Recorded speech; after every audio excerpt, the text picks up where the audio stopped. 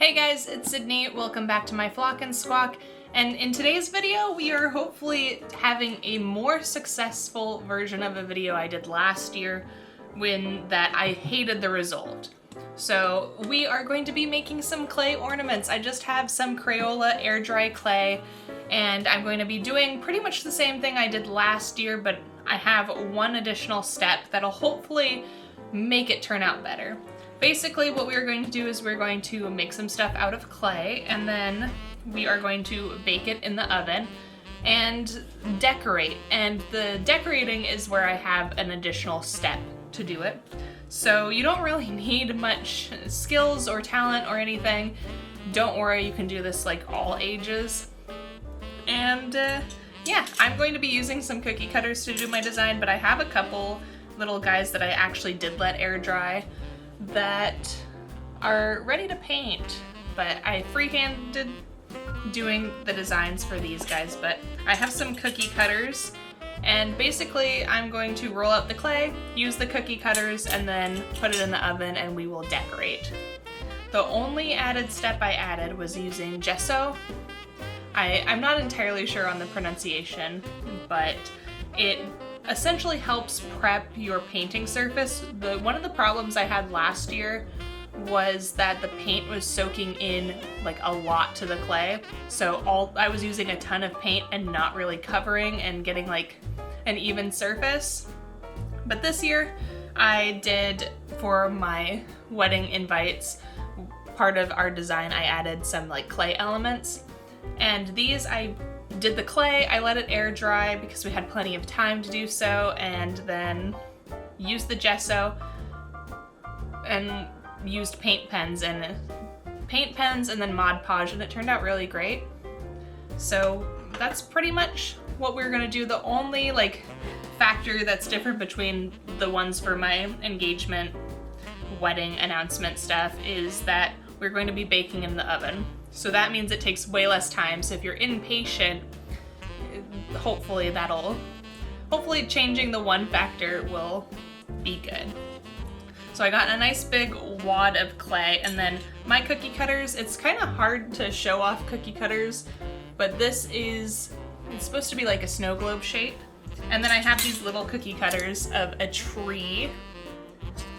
I have a shooting star, and then I have a little tiny snowman. So my thought is I'm gonna roll this out, and I'm just gonna use the gesso bottle to kind of help roll it out. Roll out the clay, cut out this, and then I'm going to cut out additional pieces of clay with these to kind of go over top and be a little 3D on it.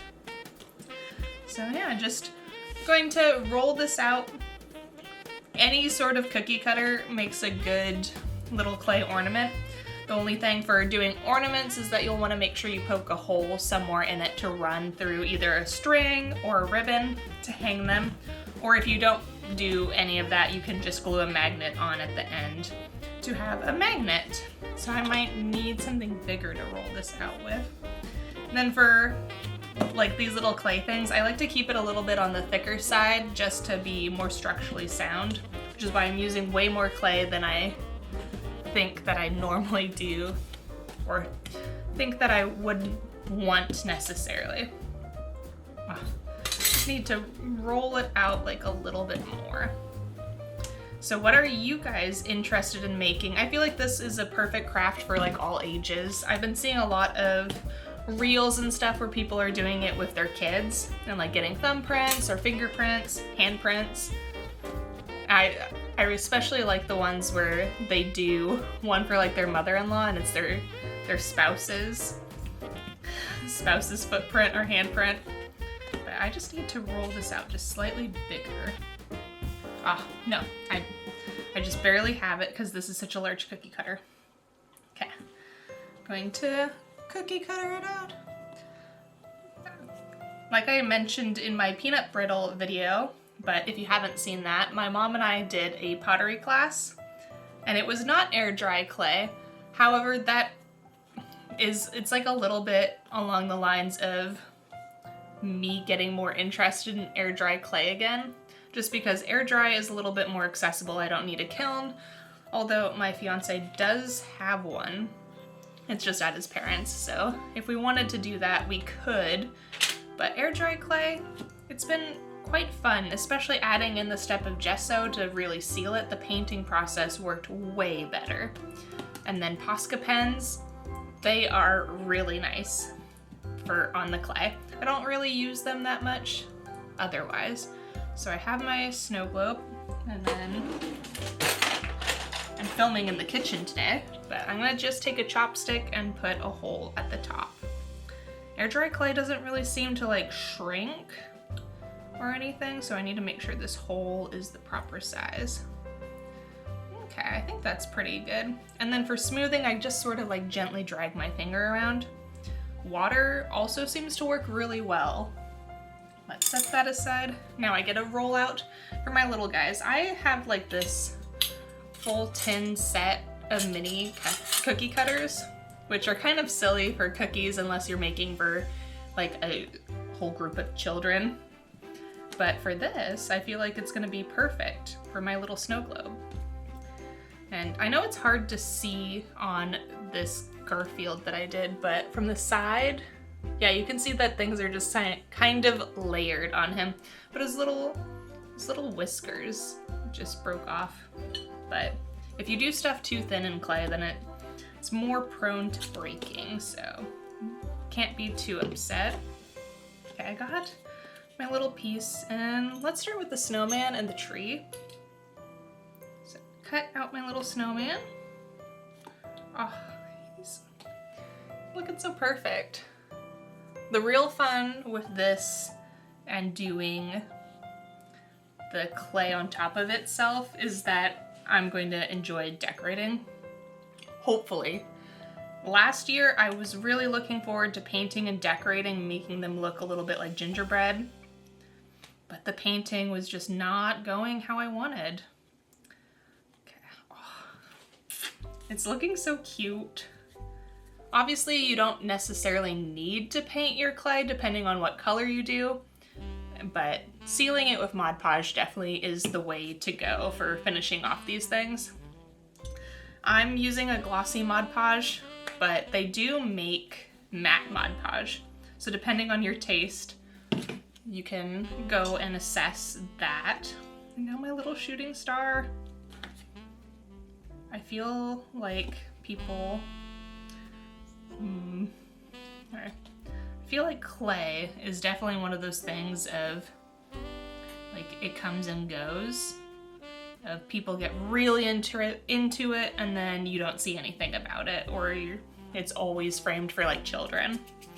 So it's kind of gonna be hard for me to show you guys, but this is what it is looking like.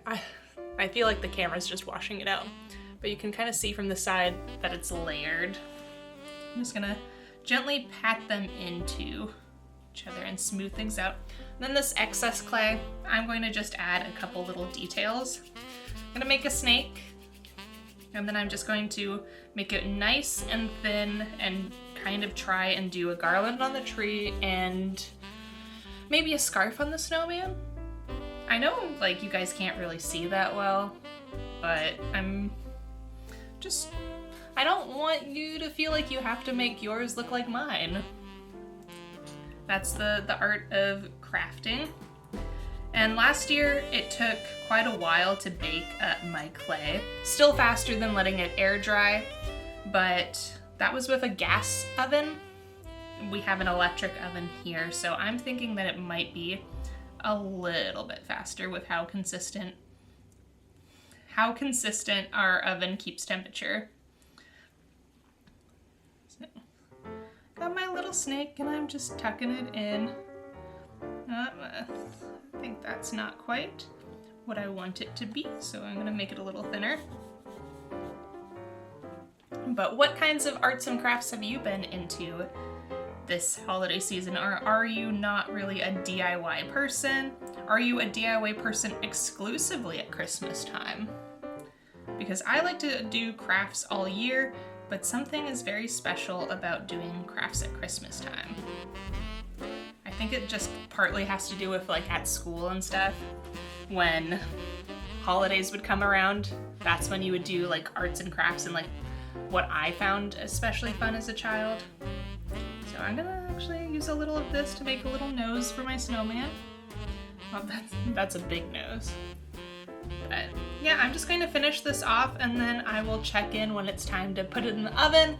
I currently have my oven preheated to like 170, which is the lowest temperature that it has. I've got no clue how long it's gonna take, so I'm just gonna pop it in and kind of check it like every 30-ish minutes.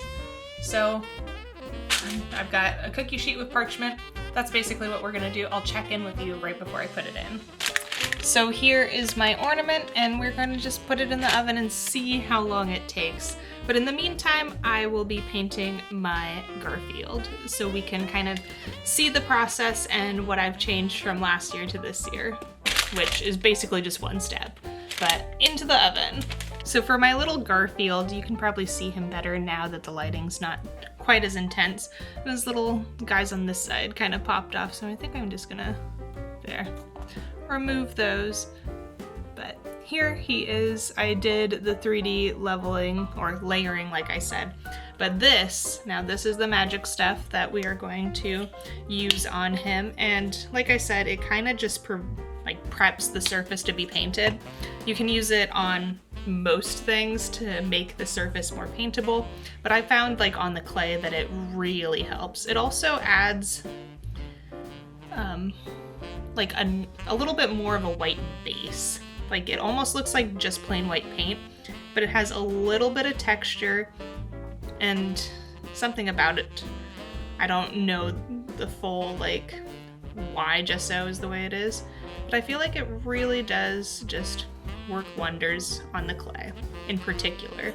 Like it's very useful on other surfaces, and a lot of different artists, regardless of medium, well, depending on medium, probably not certain ones, but a lot of mediums work with gesso for prepping either a canvas or a non-traditional surface. Clay, I guess, might be considered one of those. But yeah, I'm gonna just get around the sides. I just try and make an even enough layer and get in all the little crevices. And it just adds a whiteness. So here is freshly air dried, and then here you can kind of see that it's a little bit whiter where the gesso is. And yeah, I'm just gonna get in all his little grooves, and then once this dries, he'll be ready to paint. Or I can add another layer if I feel like there's spots that got missed. But nice little sealant prep. I think you could probably get away with other materials as a prep, like just white paint, since the clay is porous and it just absorbs so much of the paint. Whereas the gesso, I feel like, goes way further. That could just be a whole mental game. But I'm gonna finish prepping this guy, and then we'll paint him when he's dry, check in on the other clay, and just sort of see how it is all going. Because the only difference between this guy and the one in the oven is the oven. So maybe that key part was part of why I was having problems. I doubt it. So we're just gonna eliminate one of the factors. And yeah, see you in however long it takes for that versus this.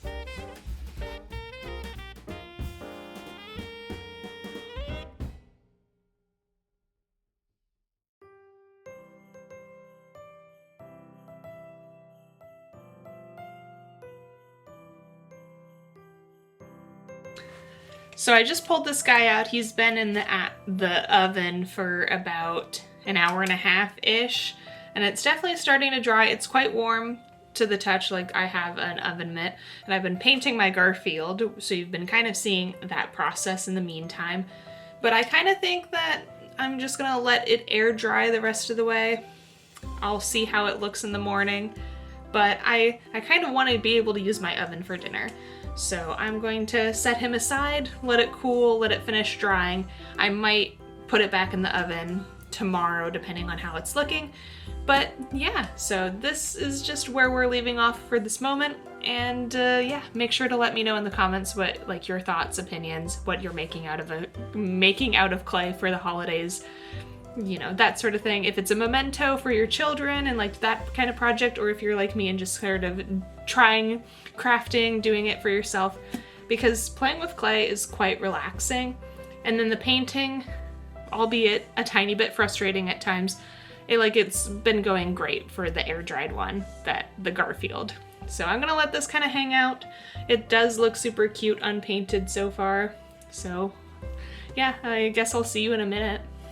So it's been a few days and I ended up just letting the clay fully air dry on its own, and this is what it is looking like. I already put the gesso layer on because you saw me do that with the Garfield. I tried to get it in all of the little cracks and grooves. But in the meantime of waiting for all of that, I had done this little candy cane twist with gesso, and it has been just hanging out. So I took the opportunity of having some time before I was going to decorate to test out all the different ways that I have to color them, paint them, whatever. I did finish my little Garfield, and he's not looking quite as clean as I would have hoped because I mixed my own orange color. I don't have orange in my little paint set of acrylic paints that I was going to use.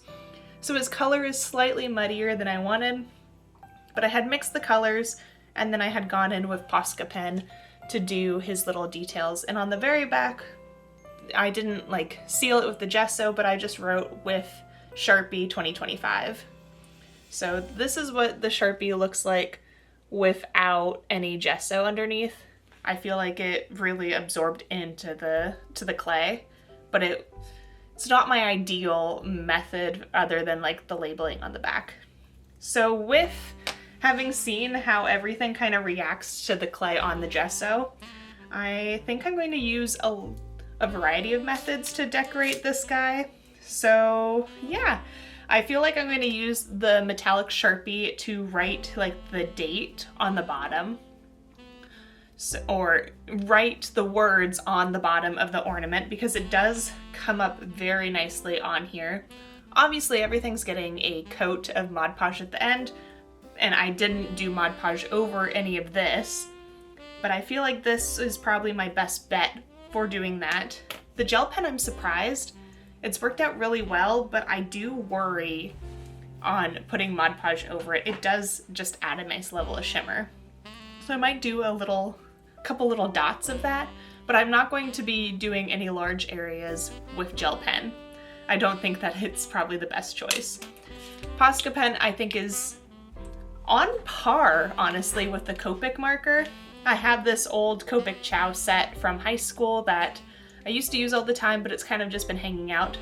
Posca is a water-based paint pen, and then these are just alcohol markers. But they have a very similar outcome, especially these two colors are very similar. Posca, it is a little bit harder to control, whereas this has a brush nib and a chisel nib. So maybe for some very fine details this, and then this be like a more covering.